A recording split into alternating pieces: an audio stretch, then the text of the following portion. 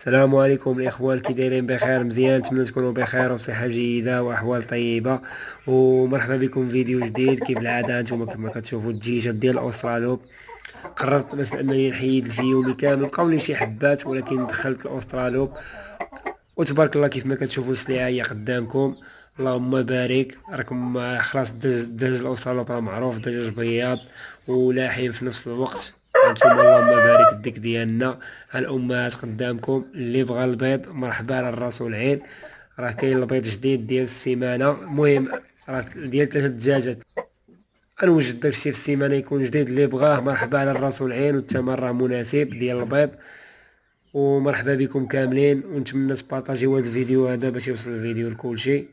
وشكرا لكم بزاف، وتهلاو في راسكم، وفرجه ممتعه، ودعيو لنا الخوت بالتيسير. وما تنساوش واحد اللايك وكومونتير.